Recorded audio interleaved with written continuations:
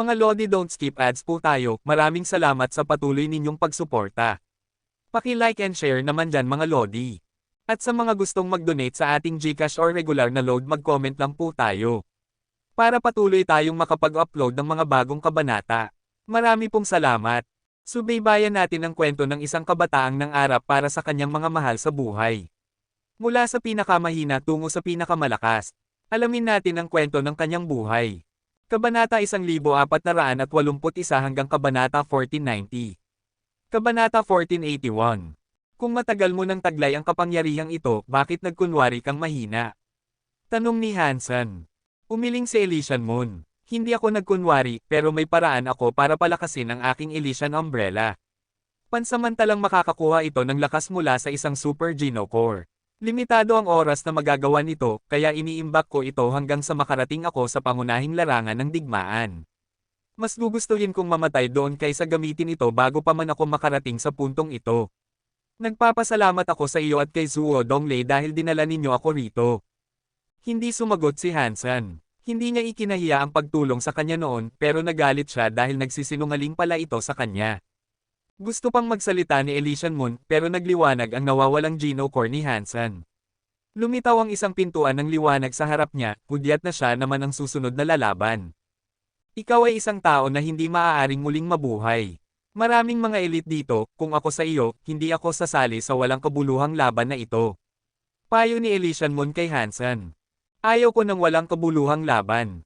Tama ka dyan. Kaya kailangan kong makuha ang God Geno Core, para mawala ang kawalang kabuluhan ng aking kasalukuyang pakikilahok, malamig na sabi ni Hansen. Naglakad siya papasok sa bukas na pintuan at pagkatapos ay lumitaw sa arena. Sabi ni Elysian Moon sa sarili, pasensya na, pero kailangan kong makuha ang God Geno Core kahit ano pa man ang mangyari. Pagkatapos noon, tumingin si Elysian Moon sa arena. Ang kalaban niya ay si Red Dragon. Kumunat ang noo niya. Mas malakas si Red Dragon kaysa sa isang emperador. Mukhang malas si Hansen. Kung sakaling manalo siya sa laban na ito, magkakahalaga ito sa kanya. Mabuti na rin iyon. Ayaw kong mapilitang isubo siya sa aking payong. Nakita ni Hansen si Red Dragon, at nakita rin siya ni Red Dragon. Nag-freeze sila, at pagkatapos ay nagngiti ng mapait si Red Dragon. Masama ang swerte ko dahil nakasalubong kita ulit sa aking unang pag-ikot. Ngumiti si Hansen at hindi nagsalita. Umiling si Red Dragon at nagpatuloy, talagang matatalo rin naman ako. Sa tingin ko hindi naman nakakahiya na matalo sa Sky Sword sa lahat ng kalaban. Pagkatapos noon, nagpasya si Red Dragon na sumuko at lumabas sa larangan ng digmaan. Si Red Dragon ay parang isang emperador. Sikat siya sa mga espiritu. Nagulat ang lahat nang makita na hindi man lang siya nagtangkang lumaban at sumuko kaagad. Habang nagulat ang mga manunood, nagtaka ang lahat kung sino ang kanyang kalaban. Nagulat din si Elysian Moon. Labis siyang nagulat na sumuko si Red Dragon ng ganon. Wala siyang ideya kung ano ang nangyayari. Bumalik si Hansen mula sa pintuan ng liwanag at umupo sa kanyang upuan. Hindi siya magsasalita sa kanya, kaya nagtanong si Elysian Moon, bakit sumuko si Red Dragon? Siguro swerte lang ako, o baka naisip niya masyado akong gwapo, at ayaw niyang masira ang aking kagandahan. Ngumiti si Hansen. Siyempre, hindi naniniwala si Elysian Moon doon. Bagamat isang emperador si Red Dragon, hindi siya ang pinakamalakas. Kaya, hindi na niya ito pinag-isipan ng sobra. Maraming mga elite ang pumasok sa arena upang lumaban pagkatapos noon. Kahit na mga nilalang o espiritu sila, bawat isa sa kanila ay napaka-powerful. Nang pumasok si Six Paths sa arena, nagbago ang mukha ni Elysian Moon. Narito si Six Paths Emperor. Sabi mo mananalo ka. May pakialam ba kung narito siya? Pang-aasar ni Hansen sa kanya.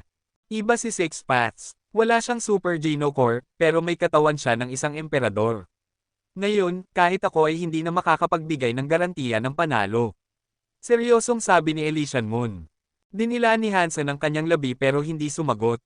Masama si Elysian Moon, pero hindi siya isang mandirigma. Kahit na may Super Geno Core siya, hindi niya iniisip na may talento siyang lumaban para suportahan ito. At hindi lang iyon ang nalalapat sa pakikipaglaban niya kay Six Paths. Taya ni Hansen na hindi siya mananalo kahit na kailangan nilang maglaban. Hindi mahalaga kung gaano kalakas ang isang Super Geno Core, ang nagdadala nito ay dapat na malakas. Hindi superclass ang katawan ni Elysian Moon at hindi siya masyadong mandirigma. Hindi siya maaaring umasa sa lakas ng Super Elysian Umbrella ng buo. Ilang nilalang lang ang nakapasok sa pangunahing larangan ng digmaan, at pagkatapos ng ilang oras, natapos ang unang pag-ikot. Malapit nang magsimula ang pangalawang pag-ikot. Ang mga nilalang na natalo ay hindi na maaaring lumaban muli dahil sila ay disqualified. Ang mga nanalo sa bawat nakaraang laban ang mga makakapagpatuloy. Si Elysian Moon ay nasa susunod na laban muli. Napakasigla ng kanyang payong at nagawa niyang isubo ang super creature na nakalaban niya sa kanyang sandata tulad ng ginawa niya noon. Ang imahe ng parehong super creature ay nagliwanag sa itaas ng payong. Sino ba ang babaeng espiritu na iyon? Ang lakas niya. Kung hindi ako nagkakamali, may kapangyarihan siyang Elysian. Ang Elysium ay dating pinakamagaling sa Fourth God Sanctuary. Ang Elysium ay dating ganoon kalakas. Bakit hindi ko pa sila narinig sa loob ng maraming taon? Noong panahong iyon, nagkaroon ng isang kakila-kilabot na labanan. Maraming lumang pamilya ang nagtago, at ang Elysium ay isa sa kanila. Sa tingin ko alinman sa Six Paths o sa espiritu na ito ng Elysium ang makakakuha ng God Geno Core. Narito lang ako para manood, higit sa lahat. Alam kong wala akong tsansa. Nakakatakot. Ang tagapagmana ng super creature na may Gemstone Geno Core ay natalo ng payong ng napakadali. Talaga bang kaya siyang talunin ni Six Paths? Kung sakaling makaharap ko siya, susuko na lang ako. Sino ang nakakaalam kung makakabalik ako sa aking Spirit Stone kung mapunta ako sa payong na iyon? Pinag-uusapan ng lahat ang pagganap ni Elysian Moon dahil lahat sila ay nagulat sa kanyang pagpapakita ng kapangyarihan. Di nagtagal, si Hansen naman ang sumunod. Nang makita niya ang kanyang susunod na kalaban, nagulat siya. Ano ba ang nangyayari ngayon? Isa pang natalo ko na. Dinilaan ni Hansen ang kanyang labi. Si Shumi iyon, na nagyayelo. Nang makita ng mga manunood si Hansen at Shumi, tumaas ang excitement sa buong stadium. Si Hansen ang tao na nagpasuko kay Red Dragon. Si Shumi ay anak ng dalawang emperador. Napakatalentado niya at napakasikat sa mga espiritu. Ngayon na maglalaban na sila, tuwang-tuwa ang lahat para sa posibilidad ng isang kapana-panabik na laban. Sino kaya sa kanila ang mas malakas? Si Shumi sigurado. Siya ang tagapagmana ng dalawang emperador. Narinig ko na napakasindek ng kanyang kapangyarihan. Ang kanyang Gemstone Geno Core ay nagpapahintulot sa kanya na makipaglaban sa mga super creature. Bakit ang daming elite ang lumilitaw dito ng sabay-sabay? Mahirap matukoy kung sino ang makakakuha ng God Geno Core.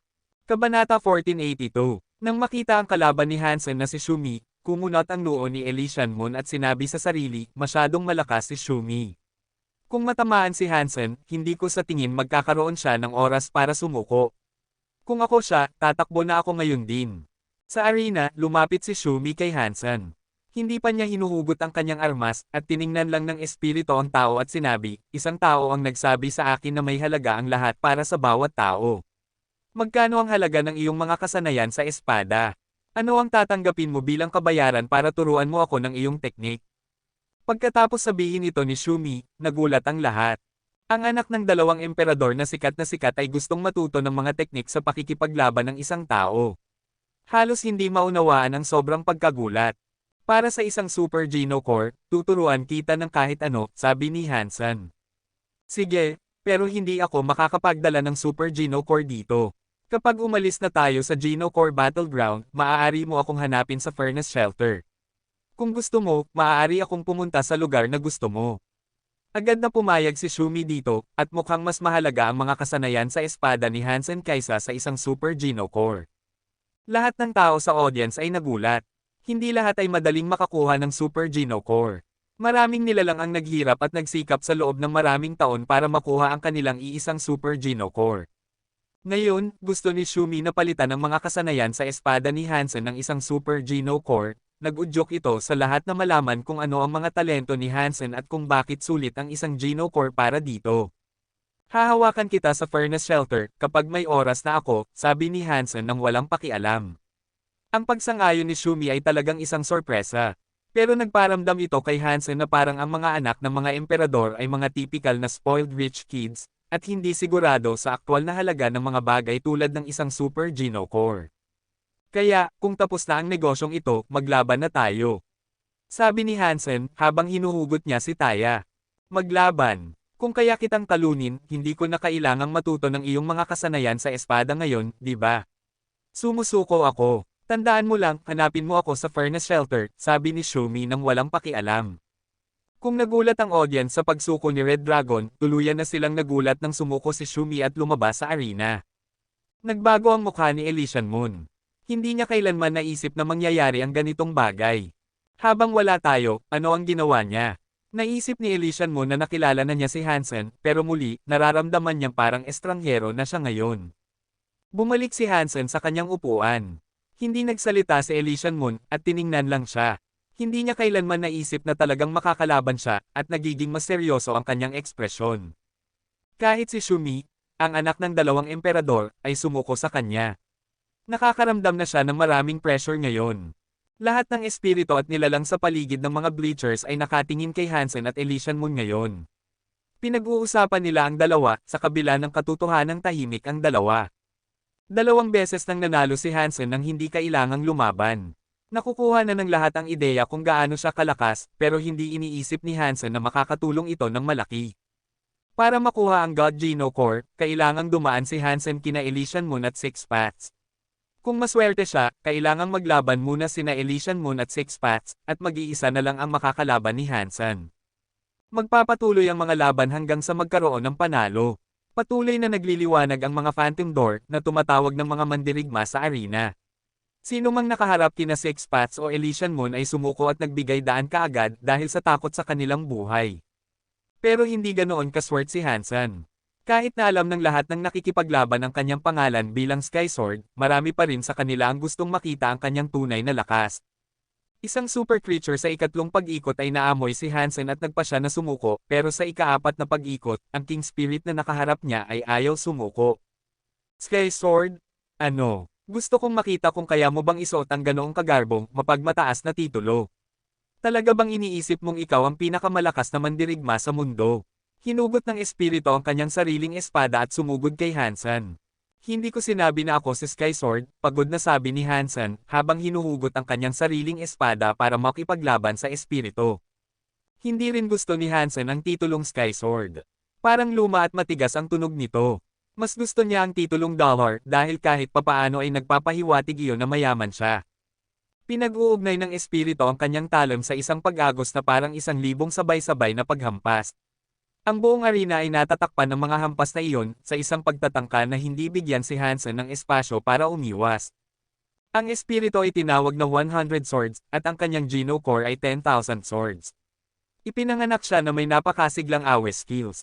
Narinig ni 100 Swords na natalo ni Hansen sina Red Dragon at Shumi, kaya alam niyang ang mga kasanayan sa espada ng kanyang kalaban ay dapat nakahanga-hanga. Kung ito ay isang kaso ng kasanayan sa espada laban sa kasanayan sa espada, may pagkakataon na siya ang mas mahina sa dalawa. Pero mayroon siyang 10,000 Swords Geno Core, at sa pagkalat nito, hindi pinapayagan si Hansen na gamitin ang kanyang mga kasanayan sa espada. Pinilit siyang makipaglaban sa kanyang kalaban gamit ang lakas. Kahit na nakikita ang lahat ng espada na papalapit sa kanya, hindi natakot si Hansen. Gamit ang handa ng si Taya, higit pa siyang handa na lumaban. Kailangan niya ang kanyang mga kasanayan sa espada para manalo, pero para lang iyon kay Shumi. Masyadong malakas ang espada ni Shumi, kaya kailangang talunin ni Hansen ang espiritu gamit ang mga galaw. May Gemstone Geno Core si 100 Swords, pero mas mahina ito kaysa kay Shumi. Bilang resulta, hindi na kailangang umiwas si Hansen. Dong! Niharang ni Hansen ang bawat espadang papalapit sa kanya gamit si Taya. Hindi siya nagatubili kahit isang beses, at nagawa niyang lumapit kay 100 Swords sa gitna ng pag-ulan ng mga espada. Gamit ang lakas ni Hansen, hindi siya magiging nasa kawalan laban sa anumang nilalang na may gemstone. Narinig lang ng audience na malakas ang mga kasanayan ni Hansen. Hindi pa nila nakikita ito sa kanilang sariling mga mata. Ngayon, nakikita ang pakikipaglaban ni Hansen kay 100 Swords sa paraang ginagawa niya, naunawaan nila kung bakit handang magbayad si Shumi ng halaga ng isang Super Geno Core para matuto ng mga teknik ni Hansen. Bukod sa unang pag-atake, hindi na nakagawa ng isa pang pag-atake si 100 Swords. Lahat ng kanyang mga kasanayan ay matagumpay na nakansela, at kung magpapatuloy siya, matatapos siya sa espada ni Hansen. Parang kaya ng mga kasanayan sa espada ni Hansen na hulaan ang hinaharap, parang ang nagdadala nito ay isang Diyos. Sa una, parang hindi tumatama sa anumang kritikal ang mga pag-atake ni Hansen. Pero pagkatapos makita ang pag-atake ni 100 Swords, napansin nila na ang mga galaw ay hindi na maipaliwanag. Ang bawat pag-atake ni Hansen ay para sa hinaharap, at ang Diyos na kasanayan sa espada na ito ay nagulat sa lahat ng makita nila ito. Pagkatapos masaksihan ang mga kakayahan nito, walang nag-isip na ang isang Super Geno Core ay masyadong mahal na halaga para bayaran. Isang F***ing bargain. Kung may Super Geno Core ako at may affinity sa espada, magbabayad ako ng hanggang sa matuto ng kasanayan sa espada na kasing Diyos ng ganito. Kabanata 1483. Hindi nagawang maayos ni 100 Swords na gamitin ang 10,000 swords kay Hansen, at walang pag-aalinlangan, sumuko siya at umalis sa larangan ng digmaan. Kahit na nanalo si Hansen, hindi ito isang nakakatakot at nakakabahalang tagumpay tulad ng mga panalo ni Elysian Moon. Nang makarating si Hansen sa susunod na pag-ikot, lahat ng kanyang kalaban ay nagpasya na lumaban hanggang sa wala ng pagpipilian para sa kanila kundi ang sumuko. Napakasupresibo ng mga kasanayan sa espada ni Hansen. Hindi niya kayang patayin ang kanyang mga kalaban sa isang paghampas, kaya hindi na kailangang matakot ang alinman sa kanila. Pero nagbigay ito kay Hansen ng pagkakataon na magsanay ng higit pa at higit pa gamit ang teknik. Lahat ng kanyang kalaban ay super creature o king spirit, at ang pakikipaglaban sa kanila ay naghamon sa kanyang kasanayan sa paggamit ng espada. Hindi mahalaga kung ano ang mga kakayahan ng kanyang mga kalaban, dahil mabilis na mababago ni Hansen ang kanyang mga galaw para tumugon ng naaangkop. Habang nagbabago ng husto ang kanyang mga hampas, ang batayan ng kasanayan ay nakatuon pa rin sa kanyang pagbuo at paghatol. Natatakot si Elysian Moon habang pinapanood niya siyang gumaganap sa ganitong paraan. Ginagamit ni Hansen ang Ghost Sword. Hindi ito perpekto, pero sa ilang kadahilanan, ang bersyon ni Hansen ng Ghost Sword ay mas mahusay kaysa sa kanyang orihinal. Higit pa ito sa mas mahusay. Sa katunayan, naisip ni Elysian Moon sa kanyang sarili, bakit hindi gaanong epektibo ang Ghost Sword kapag ako ang gumagamit nito? Kung ganoon kabuti ito, hindi na ako kailangang umasa lang sa aking Elysian Umbrella. Pagkatapos matalo ni Hansen ang maraming kalaban, marami sa mga nilalang at espiritu ang handang tanggapin at igalang ang kanyang titulong Sky Sword. Nang pumasok si Hansen sa arena sa susunod, nagulat ang lahat. Ang kanyang kalaban ay walang iba kundi si Six Paths Emperor. Nakakahiya ito. Kung super class si Hansen, marahil ay kaya niyang labanan si Six Paths. Sa kanyang kalagayan ngayon, wala siyang tsansa. Masyadong maaga silang nagkita. Gusto kong makita pa ang mga kasanayan sa espada na iyon. Napakaganda nila. Tuldok. Naniniwala ang lahat na matatalo si Hansen. Malakas ang kanyang mga kasanayan sa espada, pero limitado pa rin ito ng lakas ng kanyang katawan. Kapag ang isang laban ay nakasalalay lang sa lakas at bilis, hindi gaanong makakatulong ang kagalingan ng kanyang mga kasanayan sa espada. Nakaramdam ng malaking ginhawa si Elysian Moon nang makita si Hansen na nakaharap kay Six Paths. Tiyak na matatalo si Hansen, naisip niya, at iyon ang nagtanggal sa isa sa kanyang pinakakinatatakutang kalaban. Kumpiyansa si Elysian Moon sa kanyang payong pero napakasama niya kay Hansen. Naisip niyang mas mabuti kung maiwasan niya siya, kahit na ano pa man. Pero maganda kung kaya ni Hansen na talunin si Six Paths. Itinuturing pa rin niyang pinakamalaking kalaban niya doon si Six Paths.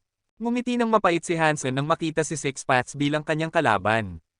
Naiintindihan niya ang kanyang kalaban, at kinilala rin na may 70% tsansa na manalo ang espiritu. Ang mga kasanayan sa espada ni Six Paths ay karibal ng kanya, pero mas mataas ang fitness ng espiritu kaysa kay Hansen. Tiyak na hindi magtatagal ang laban na ito. Tumingin si Six Paths kay Hansen at ngumiti. Alam ko kung ano ang iniisip mo. Gusto kong makita kang talunin siya dahil tiyak na magiging kawili-wili ang panunood.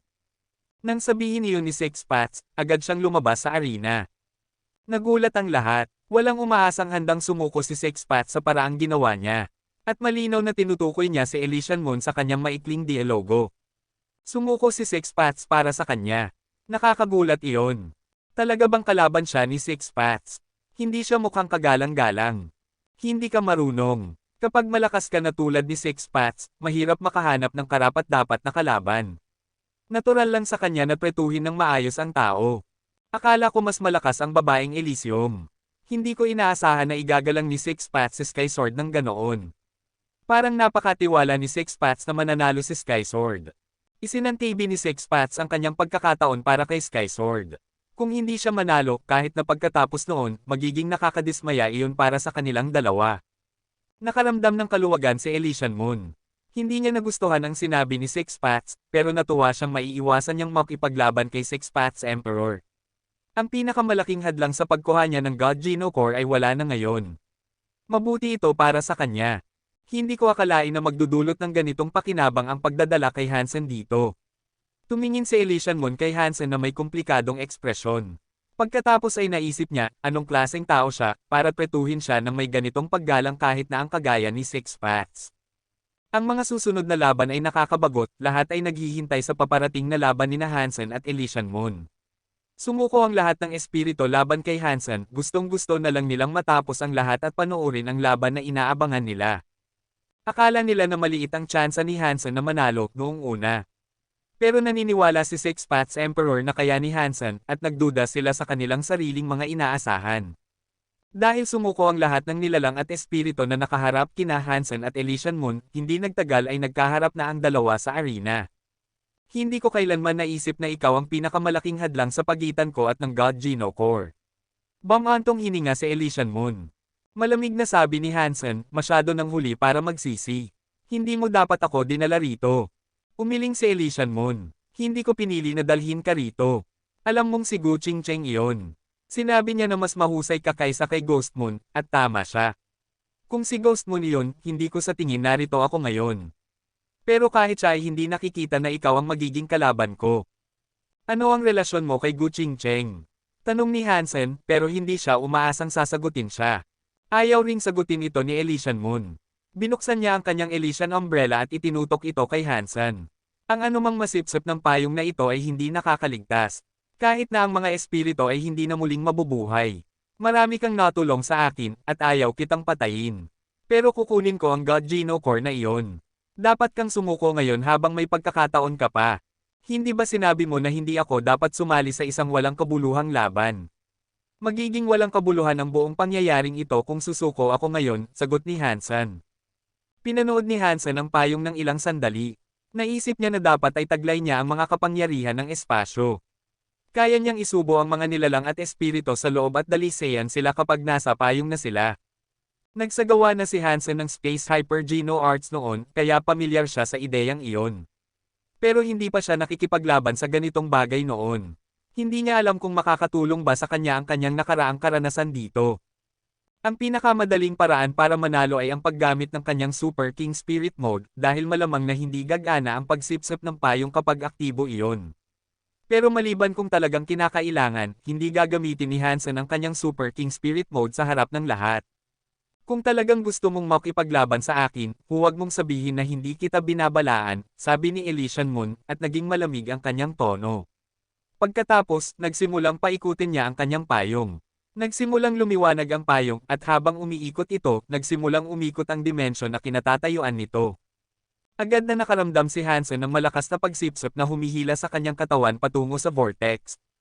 Kabanata 1484. Napakasigla ng vortex. Ginagawa ni Hansen ang kanyang makakaya para lumaban, pero hinihila pa rin siya patungo sa payong. Masisipsip siya sa loob.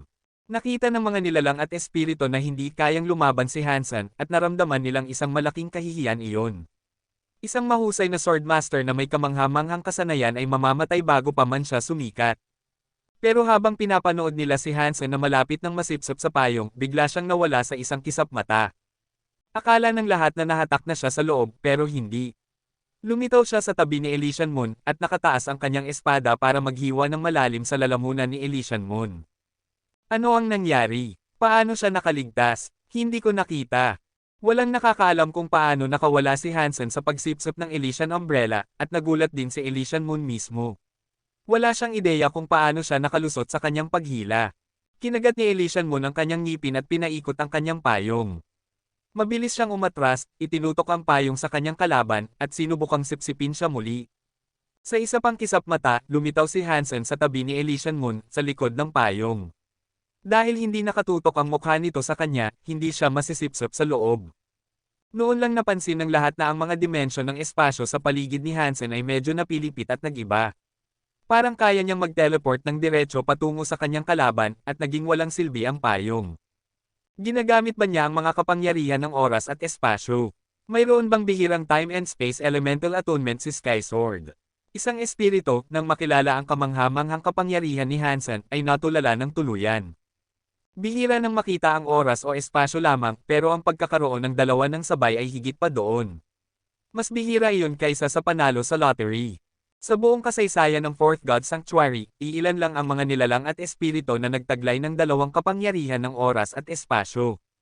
Nagkataon, sila rin ang pinakamalakas na kilala. Pero hindi likas na may talento si Hansen sa dalawang ito. Ang kanyang time and space element ay nagmula sa Spirit Geno points na natanggap niya sa Third God Sanctuary. Marahil hindi ito kasing epektibo ng mga may likas na talento sa ganitong biyaya, pero kaya pa rin niyang mag-teleport ng sandali sa pamamagitan ng espasyo gamit ang Ghost Slash. Ang maikling distansyang pag-blink na ito ay hindi kayang magdala kay Hansen ng higit sa 1 metro, at kahit na hindi ito epektibo laban sa mga may espasyo lang pero likas na may talento, sapat na ito para makaiwas siya sa pagsipsip ng payong.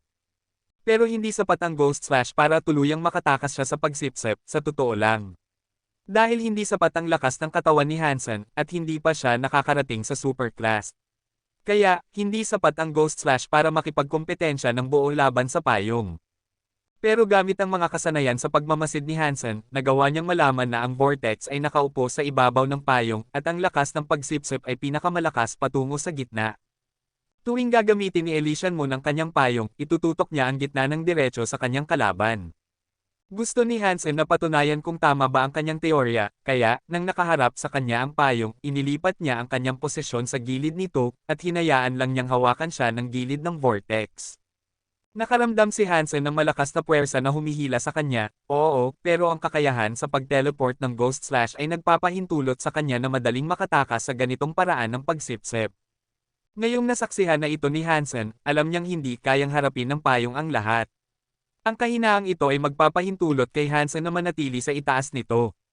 Nakikita na ngayon ni Hansen na hindi mas malakas si Elysian Moon kaysa kay Shumi. Medyo mas malakas, marahil, pero iyon lang. Maliit ang espada ni Shumi, at limitado ang saklaw nito. Kaya, madaling nakaiwas si Hansen.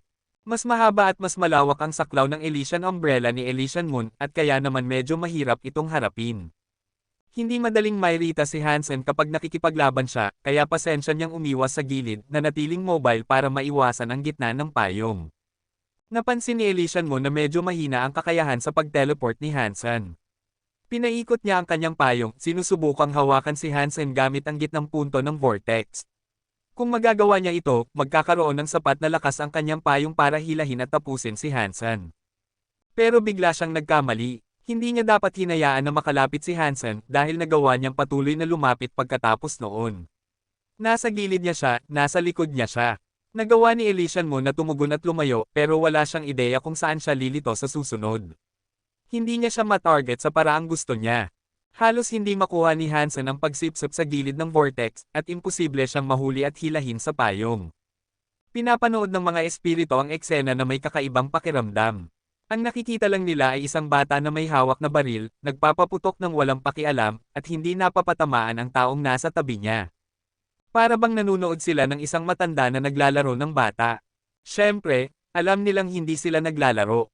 At kung magkakamali si Hansen, tiyak na mamamatay siya. Pero sa mga kadahilanang hindi nila alam, hindi sila nag-aalala para kay Hansen. Alam nilang hindi siya mabibigo o mapapalagpas. Naiirite na si Elysian Moon. Hindi niya maitutok ang gitna ng payong kay Hansen, at unti-unting itinutulak siya ng espada ng tao patungo sa gilid ng arena. Bigla, huminto si Elysian Moon at hindi na hinayaan si Hansen na itulak siya pa. Humarap siya at tumakbo ng diretso sa dingding ng arena sa kanyang sariling kagustuhan. Ang dahilan kung bakit nakakalaban si Hansen ay dahil sa kanyang kakaibang mga galaw, at ang kanyang patuloy na paglitaw sa paligid niya. Hindi niya magagamit ang gitna para maitutok kay Hansen. Kung sasandal siya sa dingding, hindi magagamit ni Hansen ang parehong taktika na ito para maiwasan siya, at madali niyang matatalo siya. Kinilala ng mga espiritu at nilalang ang gagawin niya, at dahil dito, nagsimula na silang mag-alala para kay Hansen. Kung isasandal niya ang kanyang likod sa dingding, hindi siya masasaktan ni Hansen. 10 metrong layo si Elysian Moon mula sa dingding. Kung mararating niya ito, matatalo si Hansen. Pero para sa kanya, sa init ng sandaling iyon, parang napakalayo nito. 2 hakbang lang ang kailangan niyang gawin. Parang imposible para sa kanya na magawa ang simpleng pagtakbo na iyon. Ginamit ni Hansen ang kanyang Dangshan Sutra at Ghost Slash. Nang mag-teleport siya, nagsimula siyang umatake sa isang kakaibang lugar. Parang sinasadya niyang hindi siya matamaan. Pero nang gumalaw si Hansen, at gumalaw din siya, biglang parang tinarget niya siya sa isang mahinang lugar. Nasa harap na ng dingding si Elysian Moon, pero parang napakaraming harang at sulok ang kailangan niyang tawirin para makarating doon. Kailangan niyang humarap para makalakad pasulong, baka mabangga siya na parang kotse. Ang mga harang ay sina Hansen at ang kanyang espada. Ginagamit pa rin ni Elysian Moon ang kanyang Elysian Umbrella, pero hindi niya siya makasaktan. Kinokontrol siya ni Hansen na parang isang puti sa mga sinulid. Hindi siya makalapit sa dingding, at parang mas lumalayo siya dito ngayon. Ang mga kasanayan sa espada na ito ay parang mga kasanayan ng isang Diyos. Hindi napigilan ni Red Dragon na purihin siya. Kabanata 1485. Emperor, hindi nakakapagtaka na napili mo si Hansen, sabi ni Shumi habang nakaupo siya sa tabi ni Six Paths. Umiling si Six Paths at sinabi, ito ay kalahati lamang ng kanyang tunay na kasanayan sa espada. Kalahati ng kanyang mga kasanayan sa espada. Tumingin si Shumi kay Six Paths na may pagkalito. Tumingin si Six Paths kay Hansen. Ang core ng kanyang talento sa espada ay hindi nakasalalay sa mga kasanayan sa espada na ginagamit, at magagamit niya ang mga kutsilyo, sibat, o kahit ang kanyang mga kamay na may parehong resulta. Ang espada ay isa lamang tool para sa kanya. Kung talagang gusto mong matuto ng kanyang alam, kakailanganin mo ang iyong sariling Diyos. Kung hindi, hindi mo makukuha ang hinahanap mo, at mawawala ka lang sa iyong sarili. Salamat sa payo. Tandaan ko ito, sabi ni Shumi. Sa arena, nagiging desperado si Elysian Moon. Ang mga kasanayan sa espada ay sinasakal siya. Naalala niya ang ginagawa nito dahil ito ay isang bagay na natutunan niya ng direkta mula sa kanya, pero hindi niya mablock ang isang pag-atake at hindi rin nahulaan kung saan manggagaling ang susunod. Ang espada ay humiwa sa kanyang balikat na bumuo ng isang bitek sa kanyang puting balat. Hindi tumaas ang kanyang fitness, at ang kanyang Geno Core lamang ang tumaas upang maging super class. Mukhang nasa masamang kalagayan si Elysian Moon. Hindi niya kailanman naisip sa kanyang pinakamasamang bangungot na si Hansen ang magiging pinakamalaking hadlang sa kanya na pumipigil sa kanyang tagumpay. Kahit na ang kanyang Super Elysian Umbrella ay walang kakayahan na harapin siya. Hansen, sinasabi ko sa iyo ulit, tumigil ka na bago kita patayin. Kukunin ko ang God Geno Core, kahit ano pa man, sabi ni Elysian Moon, na natamba habang umaatres. Iyon ang linya ko, malamig na sagot ni Hansen, habang tumanggi ang kanyang mga kamay na tumigil. Sa pag-iwas sa payong at pag-atake sa kanya sa ganitong paraan, hindi nagmamadali si Hansen. Mukhang naglalaro lang siya sa kanya. Pinilit mo akong gawin ito. Mukhang nagpa siya si Elysian Moon, at mukhang napakasama niya. Tumalon ang puso ni Hansen, na tinamaan ng bigla ang pag-aalala. Nagiging asul ang kanyang mga mata, tulad ng dalawang kumikinang na buwan. Tumaas ang kanilang ningning, mas maliwanag at mas maliwanag. Habang nangyayari ito, napansin niya na tumataas ang lakas ng buhay ni Elysian Moon. Napakasigla nito, na parang nag-inject siya ng isang nakakatakot na stimulant. Nag-inom ba siya ng stimulant? Kumunat ang noo ni Hansen habang tinitingnan niya ito. Tumataas ang kanyang mga kapangyarihan, at kasama ang kanyang Elysium Umbrella, ang kanyang kapangyarihan ay naging napakakatakot. Parang isang tunay na king spirit na siya ngayon. Paano niya nagawa iyon? Kaya niyang palakasin ang kanyang fitness sa antas ng king class. Gulat na sabi ni Shumi. Malamig na sumagot si Six Paths, masyadong matagal nang nagtago ang Elysium. Mukhang napakakaunting mga tao ang naaalala ang kanilang Elysium God Body. Mukhang may tunay na dugo ng Elysium siya. Kung wala iyon sa kanyang mga ugat, hindi matrigger ang pagbabagong ito. Elysium God Body. Iyon ba ang kanilang espesyal na kakayahan? Tanong ni Shumi. Hindi talaga. Ang Elysium King Emperor ay may kakayahang ito, pero hindi marami sa mga tagapagmana ang nakapigil sa kapangyarihang ito, paliwanag ni Six Paths. Anong klaseng kakayahan ito? Paano mo biglang mapapataas ang iyong fitness sa ganitong antas? Tanong ni Shumi. Tumingin si Six Paths kay Elysian Moon at sinabi, ang Elysian King ay may isa pang pangalan. Tinawag siyang Diyos ng Kamatayan. Ang Elysium God Body ay nagpapahintulot sa Diyos ng Elysium na mapasakamay siya. Ang kanilang Diyos ng Elysium ay hindi isang tunay na Diyos, tandaan mo. Pero ang kanilang kapangyarihan ay lumalampas sa karamihan ng mga emperador. Ginamit ng Elysium King Emperor ang kapangyarihang ito upang patayin ang 6 na emperador, pero pagkatapos noon, nagsimula siyang mawalan. Kung ganoon kalakas siya, ibig sabihin ba ay matatalo si Hansen? Tanong ni Shumi. Ngumiti si Six Paths. Marahil hindi. Ang Elysium God Body ay malakas, at ang Diyos ng Elysium ay malakas. Bago ako mag-self-destruct, marahil hindi ako manalo laban sa kanya. Pero ang pagpasakamay ng Diyos ng Elysium ay mabilis na maubos ang iyong katawan. Ang Elysium King Emperor, nang gamitin niya ang Diyos ng Elysium, ay tumatagal lang ng isang araw. Nagawa niyang patayin ang 6 na emperador, pero sa puntong iyon, hindi na niya kayang tiisin ang kapangyarihan ng Diyos ng Elysium at kailangan niyang mag-self-destruct. Ang fitness ni Elysian Moon ay hindi man lang malapit sa Emperor class. Ang ganitong mahina na katawan ay hindi magtatagal na magamit ang kapangyarihan ng Diyos ng Elysium. Limitado ang kanyang oras sa ganitong kalagayan. Sa tingin ko kailangan niyang tumigil bago niya subukang mapasakamay ang lahat ng kapangyarihang iyon. Kung tuluyan siyang mapasakamay ng Diyos ng Elysium, magtatagumpay lang siya sa pagpapasabog sa kanyang sarili. Pero kahit na hindi siya tuluyang mapasakamay, hindi makakaligtas si Hansen sa isang pag-atake na ganoon, tiyak. Ang Elysian Umbrella, kung pinapagana ng kapangyarihang iyon, ay pupuksain siya sa isang pag-atake, di ba? Pagkatapos ay tinanong ni Shumi si Six Paths, sa tingin mo ba may tsansa pa si Hansen? Hindi ko alam. Karaniwan, hindi ko iisipin, pero siya ay isang espesyal na tao. Marahil ay magagawa niya ito. Tumingin si Six Paths kay Hansen na may kuryosidad. Ngumiti ng mapait si Shumi. Ang sinabi ni Six Paths ay nangangahulugan na umaasa siya sa isang himala na darating. Sa arena, tulad ng sinabi ni Six Paths, sinimula ni Elysian Moon ang kanyang pag-atake bago siya tuluyang mag-transform. Ginagalaw niya ang kanyang payong gamit ito para harapin si Hansen. Ang kapangyarihan ay nagpaikot ng napakabilis sa vortex at hindi nakakilos si Hansen. Gusto niyang umiwas pero masyadong mabagal ang kanyang katawan para gawin iyon. Nararamdaman ni Hansen ang pagsipsip na humahawak at humihila sa kanya. Ginamit niya ang Ghost Slash pero hindi siya nakaligtas sa pagsipsip. Hinihila pa rin siya patungo sa umiikot na payong. Dahil sa pagtaas ng kapangyarihan ni Elysian Moon, mas malakas ang pagsipsip. Hindi lang ang gitna, kahit na nasa gilid siya ng payong, hindi siya makakatakas sa paghilap na iyon. Ito ang pakinabang ng isang Self-Geno Core.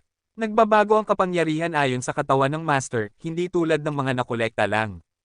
Hindi nagbabago ang mga iyon kahit na ano pa man ang kalagayan ng iyong katawan. Ginamit ni Hansen ang ilang iba't ibang kapangyarihan para subukang makatakas, pero wala sa mga ito ang gumana. Masyadong malakas ang pagsipsip, at sa susunod na sandali, nasipsip siya sa vortex.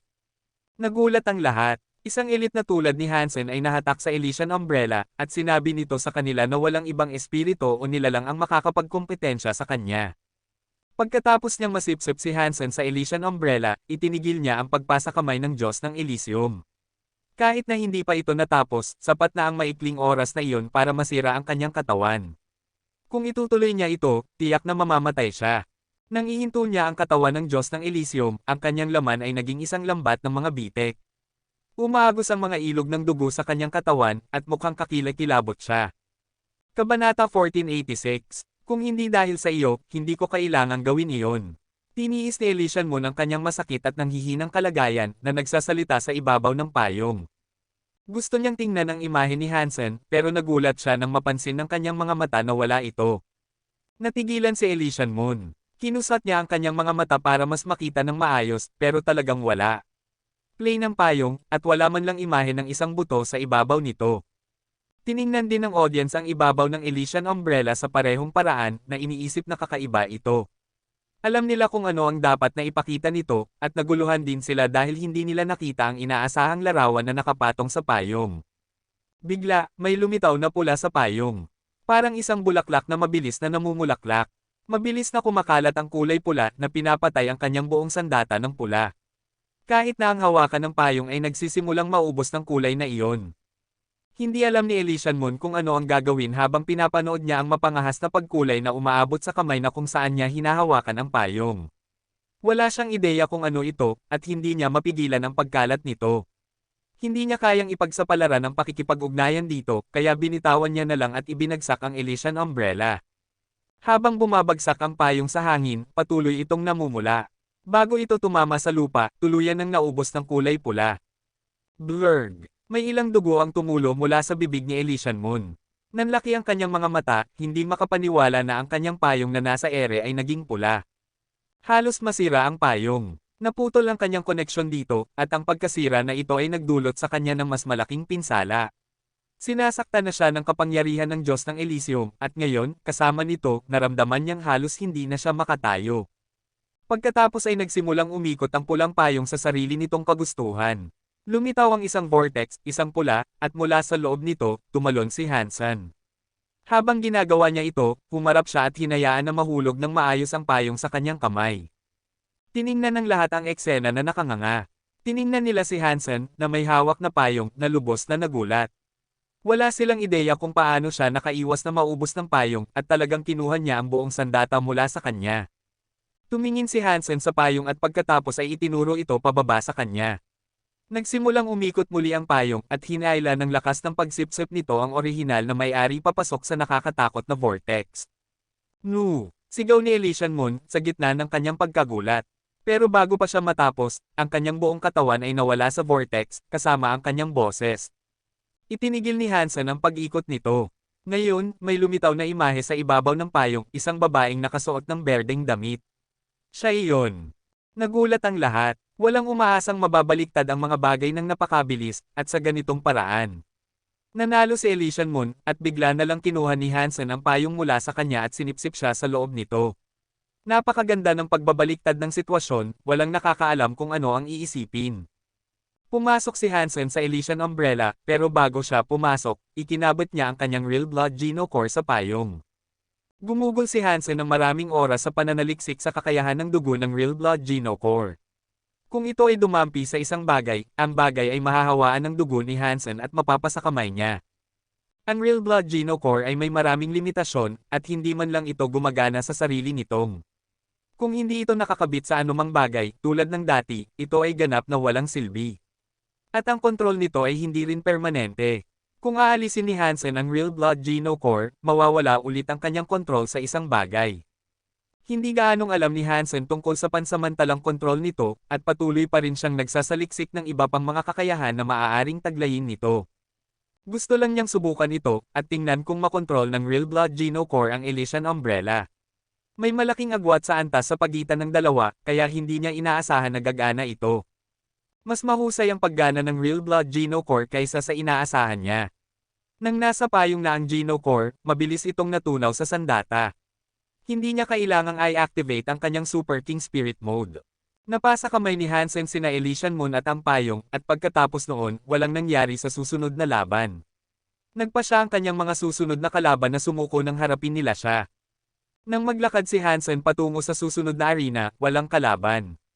Pero sa gitna, nakita niya ang isang altar. Ang altar ay naglalabas ng banal na liwanag na parang isang mazeland na bukal, na tumatawag kay Hansen. Lumapit sa kanya ang liwanag, pero hindi ito diretsyong lumapit sa kanya. Pumunta ito sa nawawalang Geno Core na ginamit niya para makapasok. Lumutang ang Geno Core sa harap ni Hansen, na hinahaplos ng banal na liwanag na iyon. Nagsimulang magbago ito, na nagiging isang paru-paro na katulad ng Firetail Butterfly King na orihinal na ito. Nang mapuno ng liwanag na iyon ang Geno Core, nabuhay ito. Naging isang paru-paro ito, at lumipad patungo sa noo ni Hansen, na pumapasok sa kanyang Sea of Soul. Nakuha ang God Geno Core Butterfly. Tiningnan ni Hansen ang Butterfly Geno Core sa kanyang Sea of Soul, at napansin niya kung paano ito mukhang isang Firetail Butterfly King, sa kabila ng hindi ito tunay na isa. Hindi ito isang Fire Element Geno Core. Pinalamutian ito ng ruby, pero hindi ito nakakabit sa elemento ng apoy. God Geno Core, Super Butterfly. Nakita ni Hansen ang antas ng paru-paro at agad na naging masaya. Ito ay isang kumpletong Super Geno Core, ang kanyang kauna-unahang Super Geno Core. Ang mga God Geno Core ay halos Self Geno Core, pero hindi sila. Gayunpaman, medyo magkatulad ang kanilang mga kakayahan. Ang mga God Geno Core ay parang Self Geno Core sapagkat, kung masisira ang mga ito, may tatayo muli ang mga ito sa loob ng Sea of Soul ng may-ari. Ang lakas ng isang God Geno Core ay maapektuhan din ng lakas ng Master, tulad ng mga Self Geno Core. Pero may iba pang bagay na naiiba sa kanila. Kung masisira ang isang God Geno Core, hindi masisira ang may-ari, tulad ng mangyayari sa mga Self Geno Core. Natapos ang God Geno Core event, at isinara ang pangunahing larangan ng digmaan.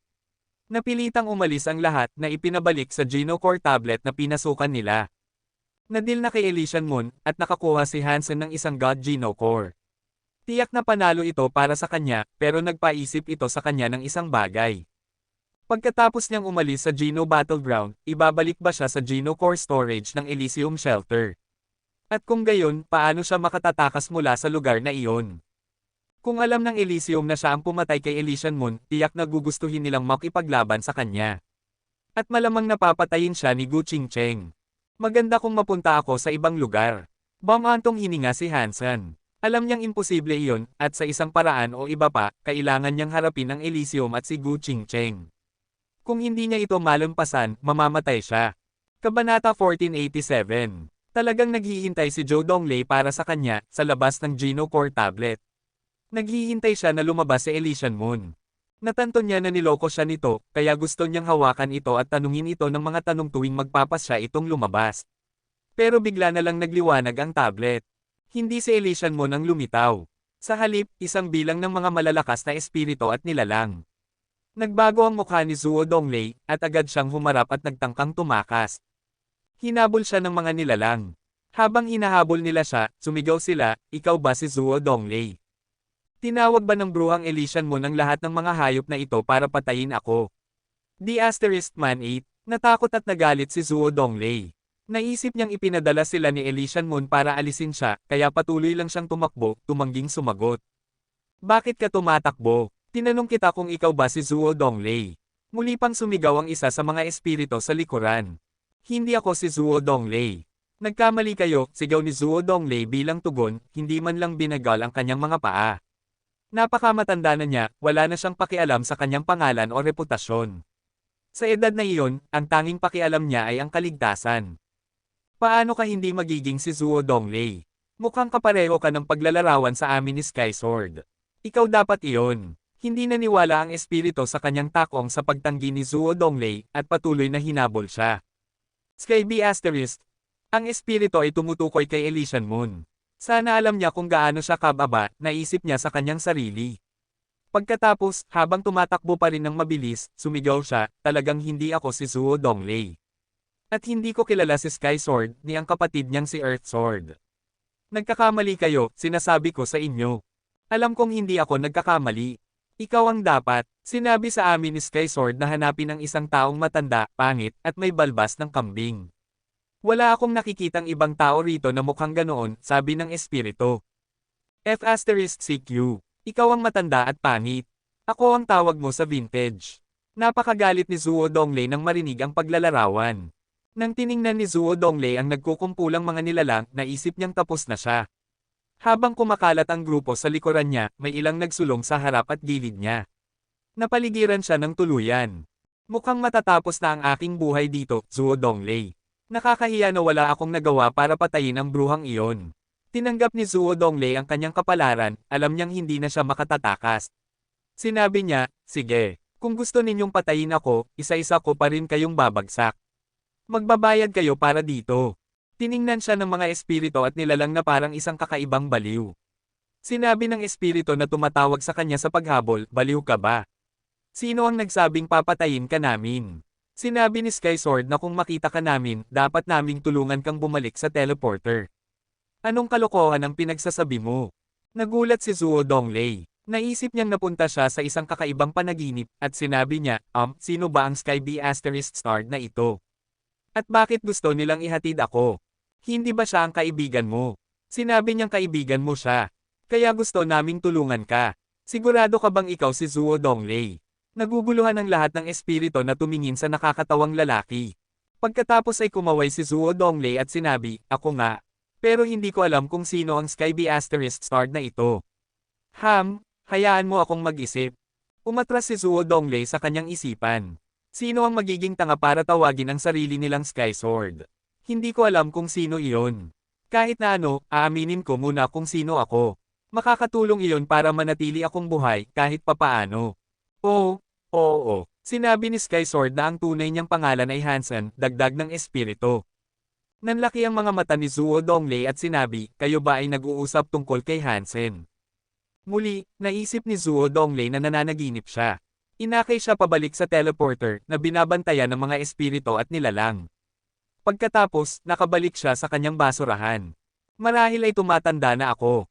Hindi ko inaasahan na ang mga bata ay makakapagkaibigan o makaaapekto sa saloobin ng mga espiritu at nilalang sa ganitong paraan. Mukhang makakahanap ng lugar ang mga tao sa Fourth God Sanctuary sa lalong madaling panahon pagkatapos ng lahat. Naisip ni Zuo Donglei na kamangha-mangha iyon. Nagpaalam si Hansen kina Sexpats at sa iba pang mga espiritu, pagkatapos ay bumalik sa kanyang sariling teleporter dahil iyon lang ang paraan para makalabas siya. Sinuri niya ang Butterfly Geno Core habang naglalakad siya. Kung makikipaglaban siya, tiyak na iyon ang kanyang pinakamalaking suporta. Ang Butterfly Geno Core ay hindi nauugnay sa elemento ng apoy. Pagkatapos ng banal na liwanag na nasaksihan niya sa pangunahing larangan ng digmaan, naayos ang nawawalang bahagi at may nagbago.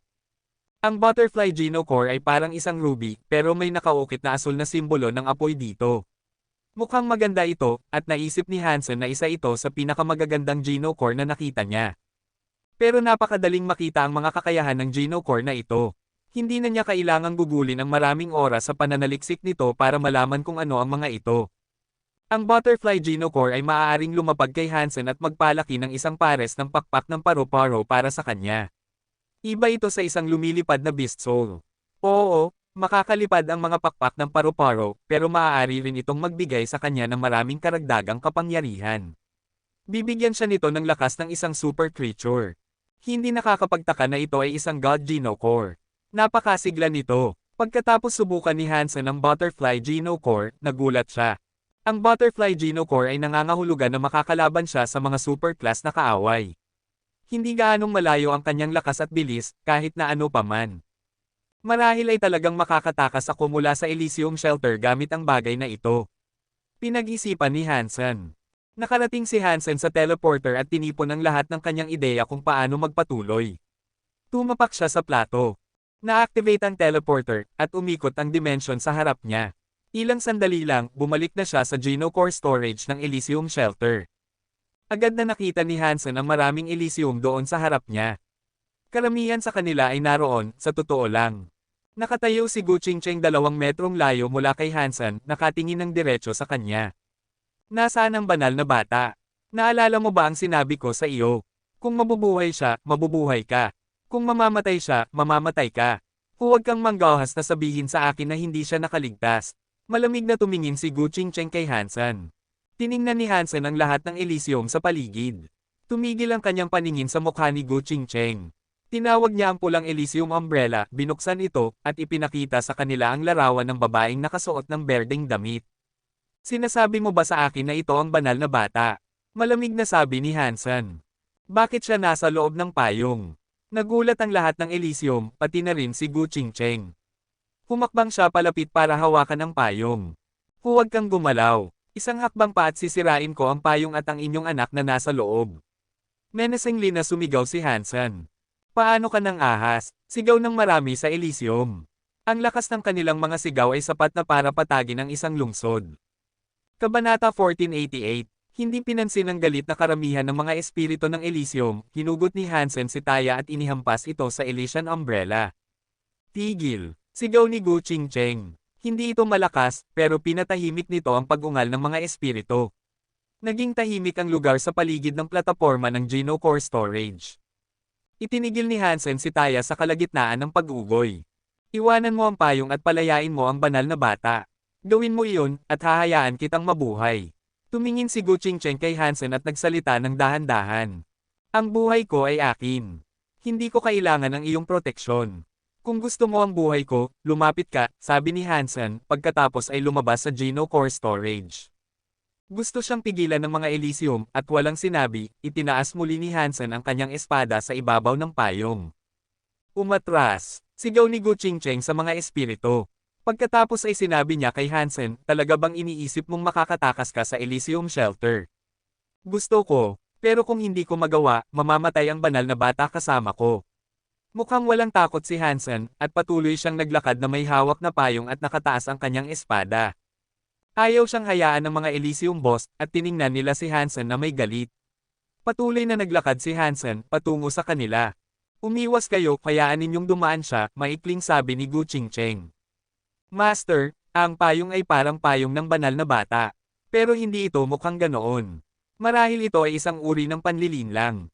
Mungkahi ng isang Elysium boss. Oo, kahit na iyon ang tunay na bagay, walang tao ang makakasira sa payong na iyon. Hindi natin siya hahayaang umalis. Pahayag ng isa pang boss. Nagsimulang sumigaw muli ang lahat ng Elysium na hindi sang-ayon sa ideya na hayaan siyang umalis. Nagulat si Hansen. Kahit papaano, hindi nagsisinungaling si Elysia nang sabihin niyang may kaaway siya sa Elysium Shelter. Mukhang hindi siya gusto ng mga espiritong ito. Tiyak na hindi siya ang pinakamapagkakatiwalaang bihag na mayroon. Tahimik na sinabi ni Gu Qingcheng, bakit hindi ang isa sa inyo ang maging master ng shelter at palitan ako? Hindi kami ng ahas. Nagulat ang lahat ng espiritu ng Elysium at mabilis silang sumagot. Malinaw na natatakot sila sa kanya. Kung gayon, ano ang ginagawa ninyong lahat doon? Mukhang masama ang tingin ni Gu Qingcheng habang tinitingnan niya ang mga espiritong humaharang sa daan ni Hansen. Naghiwalay ang mga Elysium para magbukas ng daan na nagdulot kay Hansen na bumantong hininga ng may kaluwagan. Habang kayanan niyang magpatuloy, nanatili pa rin siyang nagbabantay. Pinanatili niya ang pagkakahawak niya sa payong at ang kanyang espada. Sa ilalim ng tingin ng lahat ng Elysium, dahan-dahang lumayo si Hansen mula sa Geno Core Storage. Nang maglakad siya ng isa pang hakbang, biglang lumitaw ang isang nilalang malapit sa kanya. Ito ay isang puting ahas, at sumugod ito patungo kay Hansen na may nakangangang bibig. Natuwa ang mga Elysium sa tanawin. Ang nilalang, habang hindi gumagalaw, ay may kakayahang maging ganap na hindi nakikita. Ang kawalang kitaan ay mawawala sa sandaling gumalaw ang nilalang. Kaya, naghintay ito hanggang sa makalapit si Hansen bago subukang kagatin siya. Kumislap ang katawan ni Hansen ng pula nang lumitaw ang mga pakpak ng pulang paru-paro sa kanyang likod. Kumislap ang kanyang taya ng kulay crimson na parang laser beam, at sa pinakamadaling paraan, hiniwa niya ang ulo ng halimaw. Ang dugo nito ay nagwisik sa hangin na parang pag-ulan ng mga talulot ng bulaklak. Handa nang suportahan ang nilalang ang mga espiritu ng Elysium, pero nagulat silang muli at naging walang kibo. Itinigil nila ang kanilang pagsulong, hindi inaasahan na magtataglay ng ganitong kapangyarihan si Hansen. Ang hayop ay isang super creature. Maaaring hindi ang pinakamataas ang lakas ng katawan nito, pero kakailanganin ang lakas ng isang super class para malampasan ito. Ang katotohanang pinutol lang ni Hansen ang ulo nito ng napakadali ay isang paghahayag ng kanyang tunay na kapangyarihan. Super creature alien beast na napatay. Nakuhang beast soul. Hindi nakuha ang Geno Core. Hindi nakakain ang laman ng nilalang na ito, pero maaari mong anihin ang life Geno essence nito. Napakasaya ni Hansen. Mas malakas ang butterfly Geno Core kaysa sa inaasahan niya. Kaya ng pulang liwanag na patayin ang mga super creature, at kahit na medyo mahina ang depensa ng super creature, nakakagulat pa rin ang resulta. At pagkatapos ng mabilis na pagpatay na iyon, ang huling bagay na inaasahan ni Hansen na matanggap ay isang super beast soul. Nakuha mo ang God Geno Core. Napabalik si Gu Qingcheng mula sa kanyang pagkatulala at sa wakas ay tinanong niya si Hansen. Pagkatapos sabihin iyon ni Gu Qingcheng, nagising din ang iba pang Elysium mula sa kanilang pagkagulat. Napakahina ni Hansen nang una siyang pumunta doon, at ngayon, bigla siyang naging napakalakas. Ang dahilan kung bakit napakalakas niya ay dahil nakuha niya ang God Geno Core sa God Battleground. Pero kahit na ganoon, nahihirapan pa rin silang paniwalaan ang ganitong bagay. Maraming mga elite doon, at nagpunta si Elysian Moon doon pagkatapos ng may sensinang paghahanda. Hindi maunawaan kung paano nagawa ng isang tao na talunin ang ganitong mga posibilidad. Gusto kong subukan ang lawak ng kapangyarihan ng God Geno Core. Nais kong malaman kung kaya ba talagang masira ng bagay na ito ang payong. Naglakad si Hansen patungo sa walang ulong bangkay ng napatay na alien beast at kinolekta ang life Geno essence nito. Patuloy na naglakad si Hansen. Tiningnan siya ng mga espiritu ng Elysium na may magkahalong ekspresyon. Gusto nilang pigilan si Hansen na umalis at atakehin siya, pero natatakot silang gawin iyon. Hindi nila pinigilan si Hansen na umalis, pero hindi rin sila gumalaw mula sa kanilang mga posisyon. Tiningnan lang ng mga Elysium si Hansen na parang handa ng makipaglaban. Pagkatapos lumabas ni Hansen sa Geno Core Storage, nagsimulang dahan-daang palibutan si Hansen ng mga espiritu at nilalang mula sa lahat ng panig. Kung makita nila ang pagkakataong gusto nilang makita, pupunitin nila siya. Patuloy na naglakad si Hansen, pinapanood ang banayad na paggalaw ng bawat nilalang doon sa kanyang isipan. Kung mayroong gumalaw patungo sa kanya, handa nang tumugon si Hansen. Pero ang paraan ng paglalakad ni Hansen ay pumipigil sa kanila na makahanap ng pagkakataon para umatake. Pero masyadong marami sila, at hindi kayang subaybayan ni Hansen ang lahat ng mga ito. Ang pag-atake ba nila ay nakasalalay sa kanilang sama-samang katapangan. Sa kabutihang palad, nasa kontrol pa rin si Gu Qingcheng. Habang naroon siya, malamang na hindi susundin ng mga espiritu ang kanyang utos na huwag hawakan si Hansen. Pero nang makarating si Hansen sa pintuan ng shelter, nagpa siya ang mga espiritu na hindi na siya hahayaang magpatuloy. Nagtipon sila sa pintuan na humaharang sa kanyang daan. Master, hindi mo siya hahayaang umalis. Kung aalis siya, magiging nakakahiya iyon.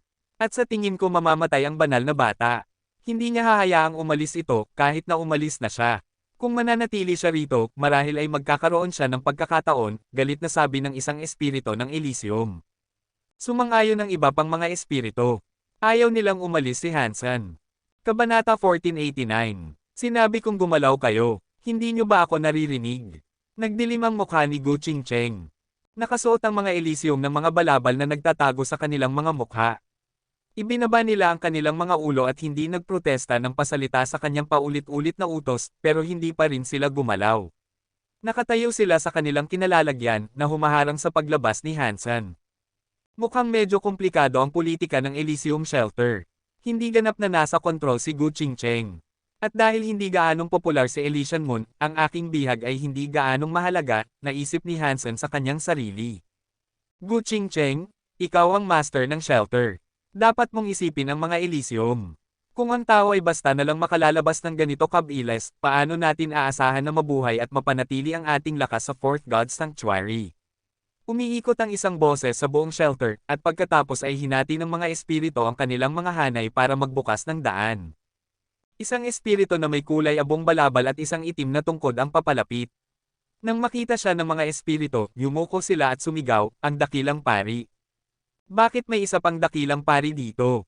Ilang pari ba ang meron sila? Tumingin si Hansen sa kanya at kumunat ang noo. Kakaiba, hindi nakita ni Hansen ang lakas ng buhay mula sa kanya. Parang tinitingnan niya ang isang patay na naglalakad. Nang makita ang espiritu, kumunot ang noo ni Gu Qingcheng at sinabi, pari, ito ang aking negosyo. Hindi ko kailangan ng iyong mga sermon. Tumawa ng tahimik ang pari. Ako, si Ghost Foley, ay sumunod kay Elysium King sa Fourth God Sanctuary sa loob ng hindi mabilang na mga taon. Nakilahok kami sa maraming laban at naging mga pari na nagpalaki ng maraming banal na bata. Ang Elysium ang buhay ko, at walang mas mahalaga sa akin kaysa sa pagpapanatili ng lahat ng ito. Kahit na ikaw ang leader ng shelter, kung sakaling subukan mong gawin ang isang bagay para mapahiya ako, ipagbabawal ko iyon. Kung gayon, ano ang dapat gawin para maiwasan ang kahihiyang ito? Sabi ni Gu Qingcheng, na tumitingin kay Ghost Foley. Hindi matatakot ang Elysium sa mga tao. Dapat nating patayin ang lahat ng sumusubok, sabi ng dakilang pari. Talaga bang mas gugustuhin mong mamatay si Elysian Moon? Tumingin si Gu Qingcheng sa kanya na may paghamak. Walang takot ang pari sa kanyang tugon. Ang bawat banal na anak ng Elysium ay dapat makamit ang karagdagang kaluwalhatian para sa atin. Kung mabibigo sila, kahit na sila ay hindi hahayaan na mapahiya pa tayo. Kung hindi sila mailigtas, ang pagkamatay para sa ikabubuti ng Elysium ang pinakadakilang bagay na maaari nilang makamit. Paano kung kailangan kong hayaan siyang umalis? Matigas na tumingin si Gu Qingcheng sa pari. Gusto mo siyang hayaang umalis? Sa ibabaw ng aking bangkay, sabi ng pari na may kaunting kalupitan. Tumingin si Gu Qingcheng kay Ghost Foley bago muling kinausap si Hansen. Umalis ka na ngayon, at aasikasuhin ko ang mga nang-ahas na pigilan ka. Alam ni Hansen na ito ang kanyang huling pagkakataon para sa kalayaan. Si Elysian Moon, na isang bihag, ay tila nakakaapekto lang kay Gu Qingcheng. Pinakinggan niya ang sinabi nito sa kanya at nagpatuloy patungo sa gate. Pero hindi naghiwalay para sa kanya ang mga espiritu sa gate, at napagtanto ni Hansen na malamang nakakampihan nila ang pari. Lalakad si Hansen sa harap mismo nila. Kung hindi maghiwalay ang mga karamihan para sa kanya, wala siyang magagawa kundi ay ugoy ang kanyang espada. Pero bago pa niya magawa iyon, isa pang malakas na espada ang humiwas sa mga karamihan para magbukas ng daan para kay Hansen. Marami sa mga espiritu ng Elysium ang agad na nawasak. Nagulat si Hansen sa biglaang tanawin. Humarap siya at nakita ang kamay ni Gu Qingcheng na nakakapit sa isang berdeng espada na may lamang ng isang diwata. Mula sa kanya nanggaling ang pag-atake. Gu Qingcheng, nang ahas kang pumatay sa mga Elysium. Talaga bang iniisip mong natatakot kami sa iyo? Nagalit ang pari dahil sa kanyang mga aksyon. Ibinaba niya ang kanyang tungkod sa lupa habang nagsimulang tumaas ang mga kapangyarihan ng Elysium. Natatakot kayo sa akin sa loob ng 2 taon. Hindi ba medyo huli na ang paghihimagsik na ito? Malamig na sabi ni Gu Qingcheng. Sige, Gu Qingcheng. Hahayaan kitang masaksihan ang tunay na kapangyarihan ng Elysium. Patayin ang mga tao. Walang aalis sa Elysium shelter ngayon. Itinaas ng pari ang kanyang tungkod habang ang buong shelter ay nilamon ng isang kawalan ng wala. Naintindihan na ngayon ni Hansen na ang pari ang talagang kumokontrol sa mga espiritu. Tiyak na sa kanya ang Spirit Stone sa loob ng estatwa ng Spirit Hall. Nang matanggap ang utos, naging nakakatakot ang mga mata ng lahat ng espiritu. Nagiging kulay abo ang kanilang mga katawan na parang mga alipin mula sa impyerno. Walang matanda ang mga Elysium pero maraming king class na espiritu sa gitna ng mga karamihan. 20 sa kanila ay may Super Geno Core, habang ang iba ay may Gemstone Geno Core. Ang kapangyarihan na kanilang pinalabas ay napakasama, at medyo kinabahan din si Hansen. Hindi mahirap para kay Hansen na makipaglaban sa mga individual na King Spirit ngayon na mayroon na siya ng kanyang Butterfly Geno Core. Pero napakarami nila, ang paglabas ay magiging isang malaking problema pa rin. Tinago ni Hansen ang kanyang walang silbing payong. Tinawag niya ang kanyang bulwark umbrella sa halip na determinado na gamitin iyon kasama si Taya. Handa na siyang makipaglaban. Pinanood ni Hansen ang isa pang pag-atake na nagmula sa direksyon ni Gu Qingcheng. Napakaliwanag nito, at tumama ito ng diretso sa gate. Nahati sa dalawa ang gate na nagpalabas ng madilim na usok mula sa mga labi. Malinaw na ang daan palabas. Umalis ka na rito, sigaw ni Gu Qingcheng. Hindi niya binanggit ang pangalan niya, pero alam ni Hansen na siya ang kinakausap nito. Kumislap ang kanyang mga pakpak ng paru-paro ng pula habang nagsimulang lumipad siya palabas ng shelter sa pamamagitan ng kurtina ng usok. Gu Qingcheng, paano ka nang ahas? Mas lalong nagalit ang pari.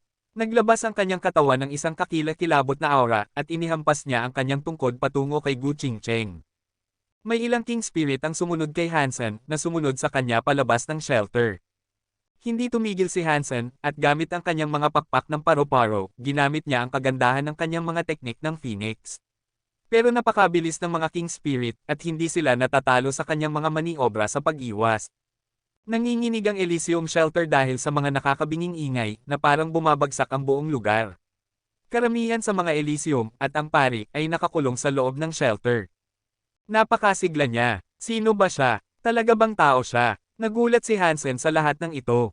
Hindi niya naisip na ang isang miyembro ng Blood Legion ay magiging ganoon kalakas.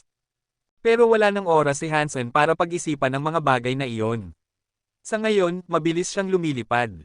Sumugod siya pasulong, determinado na bumalik sa Underworld. Lumitaw na si Gu Qingcheng sa harap niya sa Underworld noon. Hindi siya mula sa Elysium, kaya malamang nasusundin ng mga naroon ang 100 Tribe Deal. Kung hindi nila susundin ang mga patakaran at hihinto kapag pumasok si Hansen sa Underworld, wala nang magagawa si Dark Spirit kundi turuan sila ng leksyon.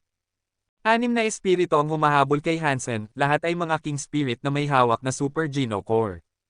Kabanata 1490. Lahat ng mga espiritu na humahabol kay Hansen ay mga Elysium. Magkakapareho ang antas ng kanilang kapangyarihan, pero magkakaiba ang kanilang mga Geno Core. 2 sa mga King Spirit ang gumagamit ng espada. Ang isa ay gumagamit ng balahibo, ang isa ay may hawak na kutsilyo, at ang isa naman ay gumagamit ng isang palayok na tanso. Hindi makita ni Hansen ang ginagamit ng ika-6 na espiritu. Kumaway lang ito ng kamay sa ilalim ng isang balabal na nagpalabas ng makapal na ambon sa 12 milya ng tanawin. Nilamon nito ang lahat, pati na rin si Hansen. Masyadong malawak ang ambon para makatakas si Hansen. Habang nasa loob siya, ang kanyang Damshan aura ay napigilan at napaluhan din ng ambon. Nagdulot ito sa kanya ng pagkabalisa. Hindi makalito ang mga guni-guni kay Hansen, pero ang ambon na ito ay may daladalang presyon ng multo. Pinagbigatan nito si Hansen at binagal siya. Dahil dito, naabutan siya ng 6 na King Spirit na ang bawat isa ay may nakakatakot na sandata. Masama ang takbo ng laban para kay Hansen. Mabuti na lang at mayroon siyang kapangyarihan ng kanyang God Geno Core at ilang mga talento sa paglipad para sa pagmamaniobra. Mayroon din siya ng Damshan Sutra at mga teknik ng Phoenix. Nahihirapan lang si Hansen na mapanatili ang kanyang sarili. Patuloy siyang natatalo at nagsimula siyang magtamo ng mga sugat. Mabuti na lang at okay ang lahat ng kanyang mahina na bahagi, kaya hindi pa siya nasa panganib na mamatay. Pero pagkatapos ng mahabang panahon ng pakikipaglaban, hindi maiiwasan ang kamatayan kung hindi magbabago ang mga bagay. Napagpasyahan ni Hansen na gamitin ang Super King Spirit Mode para makita kung kaya niyang gawin ang isang bagay tungkol sa ambon, pero habang gagawin niya iyon, narinig niya ang isang pamilyar na boses. Daddy! Humarap si Hansen. Masyadong makapal ang ambon at ang tanging nakita niya lang ay ang isang maliit na bagay na papalapit. Sa wakas ay nakita niya ang isang magandang batang babae na gumagapang sa ambon na parang isang rocket. Bauer! Nagulat at natuwa si Hansen. Wala siyang ideya kung bakit naroon ito, at wala rin siyang ideya kung paano siya nakita nito. Dad, na-miss kita. Masaya na ngayon ang itsura ni Bauer, at tumalon siya pabalik sa mga bisig ni Hansen. Nasalo siya ni Hansen pero na-distract siya sa laban dahil dito. At dahil sa pagkakataong iyon, nagawang maghatid ng isang matinding paghiwa ang isang king spirit sa kanyang likod. Nagwisik ang kanyang dugo sa pamamagitan ng bitek sa kanyang baluti. Ipinagpatuloy ni Hansen ang laban habang sinusubukang makatakas. Mukhang napakagalit ni Bauer. Itinaas niya ang kanyang maliliit na braso at tinawag ang kanyang kalabasa. Pagkatapos, itinuro niya ito sa ambon na nagtatakip sa lahat. Pagkatapos ay sinipsip ang ambon parang tubig na naubos. Lahat ito ay nawala sa kalabasa ni Bauer nang walang problema. Blurg! May ilang dugo ang tumulo mula sa bibig ng King Spirit na nagpalabas ng ambon na iyon. Nagalit ang iba pang mga King Spirit dahil dito, at lalong tumindi ang kanilang galit. Mas agresibo nilang sinalakay si Hansen. Pero masaya si Hansen. Nararamdaman niyang nawala ang bigat ng ambon na nagpapahintulot sa kanyang ilapat ang kanyang mga pakpak at lumipad sa bukas na langit. Hindi niya maiiwasan ang paghabol ng mga King Spirit, pero hindi na nila siya maabutin. Bauer, mabuti kang anak na mayroon ako, puri ni Hansen habang lumilipad siya. Mayabang na sumagot si Bauer ang pinakamagandang anak ni Dad. Hindi maabutin si Hansen ng mga espiritu ng Elysium, kaya sinubukan nilang gamitin ang kanilang mga espada para pigilan siya. Pero mas mahusay ang paggalaw ni Hansen kaysa sa mga King Spirit, at lahat ng kanilang sinubukan ay hindi tumama. Hindi nila siya nabagal, kahit na isang segundo lang. Ang mga paghiwa ay nagdulot ng kaguluhan sa lupa sa ibaba na parang katapusan ng mundo. Pero hindi sila pinansin ni Hansen, at patuloy lang siyang tumakas. Wala siyang makukuhang pakinabang sa pakikipaglaban sa kanila, at dahil sa panganib na kasangkot sa pakikipaglaban sa kanila, ayaw ni Hansen na gawin iyon. Pero talagang gusto ng mga King Spirit na mamatay si Hansen, ayaw nilang sumuko sa paghabol. Hinabol nila si Hansen sa loob ng ilang araw hanggang sa makarating siya sa underworld at lumipad sa mga lagusan at yungib ng lugar na iyon. Tumigil ang mga King Spirit sa pasukan ng underworld. Malinaw na natatakot sila sa isang bagay at hindi na nila siya susundan. Mukhang pag-aari lang ito ni Dark Spirit. Dapat ba nating ipagpatuloy ang ating paghabol? Tanong ng isa sa mga King Spirit na nakakunot ang noo. Nag-atubili ang iba pang mga King Spirit pero may isang matapang na nagsabi, syempre. Hindi siya mula sa Dark Spirit kaya ano ang dapat nating katakutin? Hindi natin siya hahayaang makatakas. At kung hindi natin siya mapatay, ano ang sasabihin natin sa pari? Pagkatapos noon, pumasok ang King Spirit. Kinagat ang kanilang mga panga, sinundan siya ng iba. Nang makita ni Hansen ang mga King Spirit ng Elysium na sumusunod, natuwa siya. Komplikado ang tanawin ng underworld. Perpekto ito para sa kanya na gamitin ng husto ang Heavenly Go at ang Dangshan Sutra. Kung gagamitin niya ang lupain sa kanyang kalamangan, posible pang ang mapatay niya sila doon. Pero pagkatapos niyang isipin ng mas maigi, napagpasyahan ni Hansen na huwag agad silang subukang patayin. Pupunta siya sa lugar kung saan namatay ang Shell King. Naalala niya ang mga karamihan ng mga nakakatakot na nilalang na nagtipon doon. Kaya, may tsansa pa rin na magamit niya ang mga ito para tulungan sa laban-laban sa mga King Spirit. Kung maswerte siya, makakapatay siya ng 2 ibon gamit ang isang bato. Naglakbay si Hansen ng ilang sandali, pero wala siyang nakitang nilalang. Walang mga super creature, o mga nilalang na mas mababa ang antas. Kakaiba, saan sila nagpunta? Tumakbo si Hansen patungo sa nahulog na Shell King, pero walang bakas ng nilalang doon. Lumipad si Hansen sa kabila ng Shell, na nagbabalak na magpatuloy patungo sa Dark Spirit Shelter. Kung malaman ng Dark Spirit na sinalakay sila ng mga espiritu ng Elysium, maaring magpanggap si Hansen na tauhan ni Ling Mayer.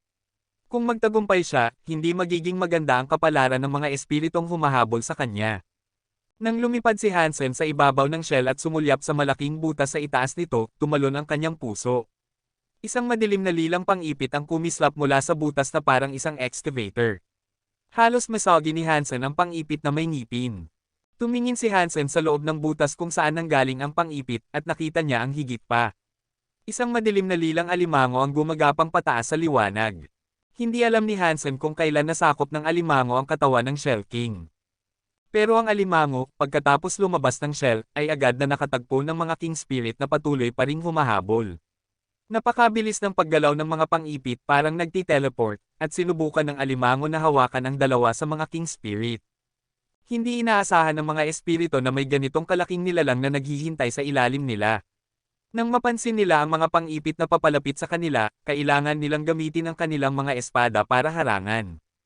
Dong! Ang mga Super Geno Core Weapon, na pinapalakas ng kapangyarihan ng Elysium, ay bumagsak sa pang-ipit.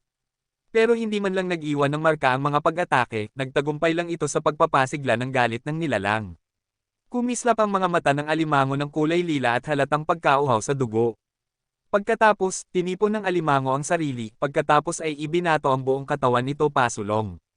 Napakabilis ng paggalaw ng mga pang-ipit patungo sa mga king spirit.